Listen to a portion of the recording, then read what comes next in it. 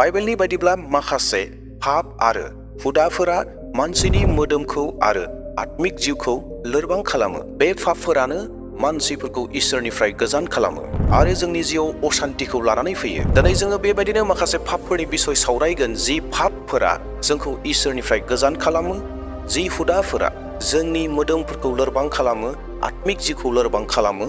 बेबायदि पापफोरखौ दिनै जोङो सावरायगोन। दा बेयावहाय भिडिअखौ जागायजेननायनिफ्राय जोबजासिम नायगोन गासै बाथ्राफोरखौ मोनथिनो थाखाय। आरो लोगोसेयैनो दिनैसो नोंथाङा जुदि आंनि चेनेलाव गोदान फैदोंब्ला साबस्क्राइब खालामना लागोन, जे इयुननि समाव नोंथाङा बेबायदिनो इसोरनि बाथ्राफोरखौ मोनबाय थायो। आरो लोगोसेयैनो मोनसे लाइक होगोन। नोंथांनि लाइक होनाया आंखौ गोबां थुलुंगा होयो।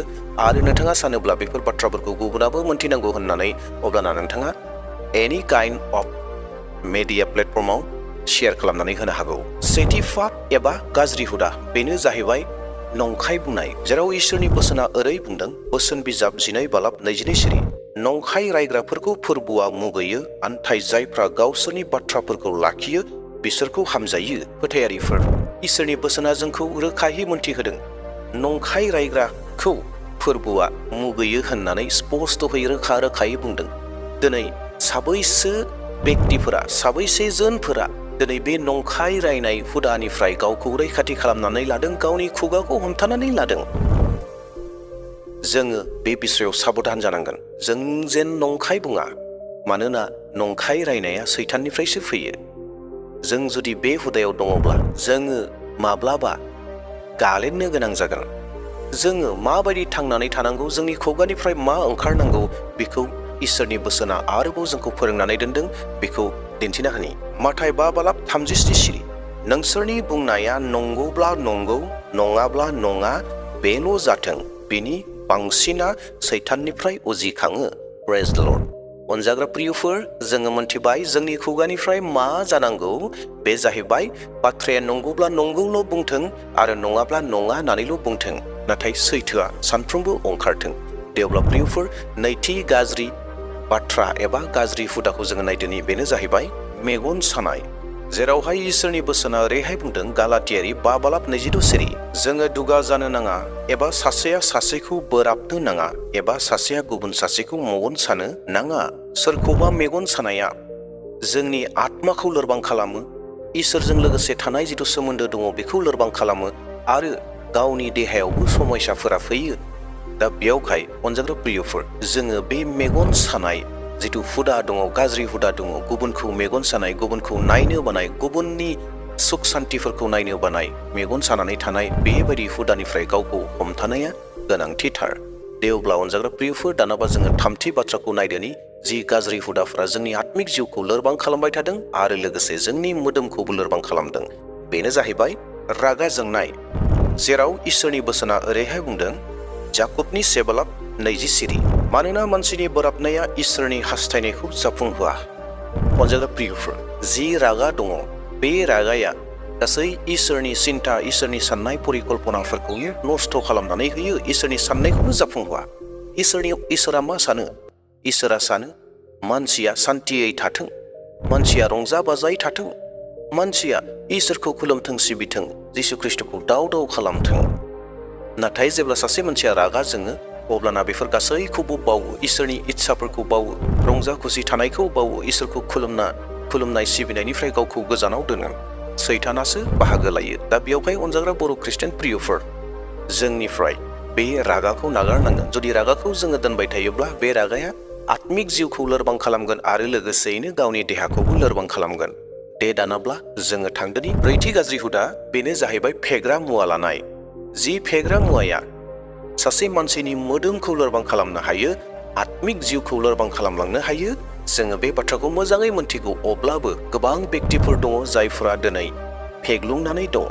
बे बिसयाव इसोरनि बोसोना 1 करिन्थियारि 6:19 सिरियाव ओरैहाय बुंदों, जायहा नोंसोरनियाव खामियो आरो जायखौ इसोरा नोंसोरनो होबाय, नोंसोरनि मोदोमा बे गोथार जिउनिनो मन्दिर होननानै नोंसोरो मिथियाना?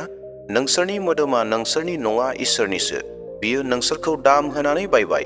बेनिखायनो नोंसोरो गाव गावनि मोदोमफोरखौ इसोरनि महिमानि थाखाय बाहाय। अनजाग्रा प्रियफोर, जेब्ला सासे बेक्तिया, सासे सुबुङा सोरबा बिगुमानियाव जुदि दाहोना थायोब्ला, बै दाहोनाया गावनि हास्थायनाय बायदिखौ बियो मावनो मोननाय नङा, नाथाय बिगुमाया जिखौ थिनो बेखौसो मावनांगोन।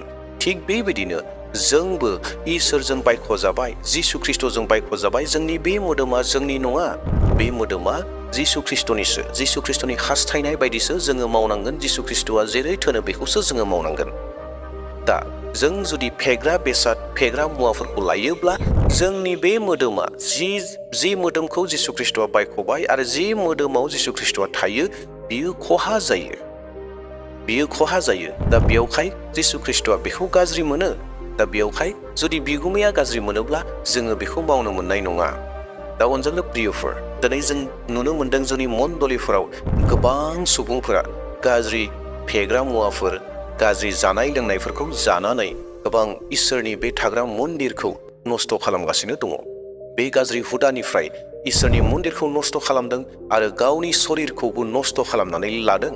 दा बेयावहाय साफ्रोमबो इसोरखौ मोननाय बर' ख्रिस्टियानफोर, जोङो बे हुदानिफ्राय गावखौ हमथानांगोन, नङाब्ला जोंनि आत्मिक जिउआ नस्थ' जागोन आरो जोंनि मोदोमाबो नस्थ' जालांगोन। दे दानाब्ला जोङो 5थि नम्बराव थांदोनि मा बुंदों। बेनो जाहैबाय अलसियानि गाज्रि हुदा, अलसिया जानानै थानायनि बेराम।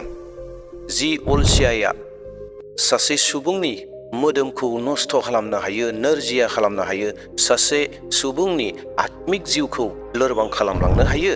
जेरावहाय इसोरनि बोसोना ओरैहाय बुंदों, बोसोन बिजाब 19:15 सिरि, अलसिया जानानै उन्दुबाय थानो हागौ, आन्थाय नोङो उखैजानांगोन। जुदि सासे मानसिया आर'ज खालामनो बायोब्ला, सासे मानसिया जेब्ला इसोरनि बोसोनखौ खोनासंनो बायोब्ला, सासे बेक्तिया जेब्ला इसोरनि बोसोनखौ फरायनो बायोब्ला, इसोरखौ खुलुमनो बायोब्ला, गिर्जायाव थांनो बायोब्ला, आत्मिक जिउआव बे मानसिया बेरामि, आत्मिक जिउआव बे मानसिया अलसिया, जायनि जाहोनाव बियो बेफोर गासै खामानिफोरखौ मावनो हाया, बाइबेल फरायनो हाया, आर'ज खालामनो हाया, गिर्जायाव थांनो हाया, इसोरखौ खुलुमनो हाया, इसोरनि थाखाय दान होनो हाया।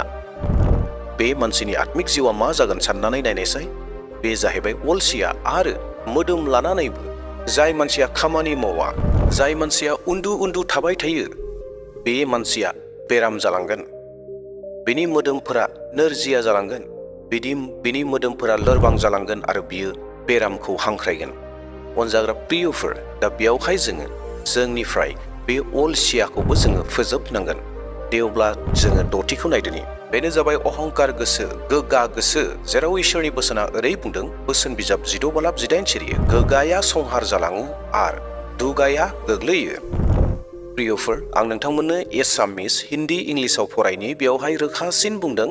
जोंनि बर'आव ट्रेन्सलेसनाव हयथ' एसे जाबायदि ओंथिया ओंखारनांगौ बेबायदि ओंथिया ओंखाराखै। बेयावहाय बर'नि अनगायैबो गुबुन रावनि बाइबेलखौ फरायना होनो हास्थायदों। नोंथांमोनाबो देहेन खालामगोन। बिनाफर আগত अहंकार है आरु पतनर पूर्वते मनोर गौरव है, बिना से पहले गौरव और ठोकर खाने से पहले घमंड आता है। Pride comes before destruction and a haughty spirit before a downfall. माबा मोनसे धंस जानायनि सिगां जोबस्रांनायनि सिगां माबा मोनसे खैफोद फैनायनि सिगां गोसोआ मा जायोनो? अख्रा जायो। अख्रा गोसोखौ लानानै फैयो, अहंकार गोसोखौ लानानै फैयो, घमंडीखौ लानानै फैयो। जेराव इसोरनि बोसोना स्पष्टयै बुंदों, बिना से पहले गौरव और ठोकर खाने से पहले घमंड आता है होननानै बाइबेला बुंदों। नाथाय बर' रावआव बेफोर सोदोबफोरा मोजाङै ओंखारबोआखै। प्रियफोर, बे जाहैबाय मानसिनि मोनसे गेदेर गाज्रि हुदा। गोबां मानसिफोर दङ, गोबां सुबुंफोर दङ, गोबां फोथायारिफोर दङ, गोबां घमंड खालामो, गोबां अख्रा खालामो, गोबां अख्रा गोसो खालामो। सोरनिबा मोजां बुजायनायखौ लानो हायै जायो, इसोरनि बोसोनफोरखौ लानो हायै जायो, जायनि जाहोनाव गेदेर हाखरफोराव गोग्लैनो गोनां जायो। बे घमंडआ मोदोम लानानै मानसिखौ नस्थ' खालामगोन, न'खर लानानै नस्थ' खालामगोन आरो आत्मिक जिउखौबो लोरबां खालामगोन, आत्मिक जिउखौ गैयै खालामगोन, स्पिरिचुवेल लाइफखौ डाउन खालामनानै दोनगोन। अनजाग्रा ख्रिस्ट' प्रियफोर, बेफोरनोमोन गासै 6था जि गाज्रि हुदाफोरा जोंनि आत्मिक जिउफोरखौ नस्थ' खालामबाय थादों, फोजोबस्रांबाय थादों, लोरबां खालामदों आरो लोगोसेयैनो जोंनि शरीर, जोंनि मोदोम, जोंनि न'खरफोरखौबो नस्थ' खालामबाय थादों। बेफोर मोनफ्रोमबो हुदाफोरनि बिसय नोंथांमोना मोजाङै मोनथिखागौ, नाथाय गोबां समाव जों बेखौ बावनानै थायो। दा बेयावहाय नोंथांमोना जेन गोसोखांफिननो हायो, बे थांखिखौ लानानै बे भिडिअखौ लाबोदोंमोन। अनजाग्रा प्रियफोर, बेफोर गाज्रि हुदाफोरा जोंनि साननाय हनाय, जोंनि मोदोम, जोंनि न'खर, जोंनि जिउमायारि जिउ खुंनायाव गोबां जोंखौ लोरबां खालामो। दा बेयावहाय इसोरा जोंखौ बेखौ हास्थायदों जे जोङो बेफोरबायदि गाज्रि हुदाफोरनिफ्राय जों गोजान जानि आरो मोनसे गोग्गो देहा, मोनसे गोग्गो न'खर आरो गोग्गो स्पिरिचुवेल लाइफ, जिउमायारि जिउ खुंनायाव जों जेन गोग्गो जानो हायो। इसोरा बयखौबो आशीर्बाद खालामथोंसै। दिनैनि भिडिअखौ बेसेयावनो दोनथ'नोसै।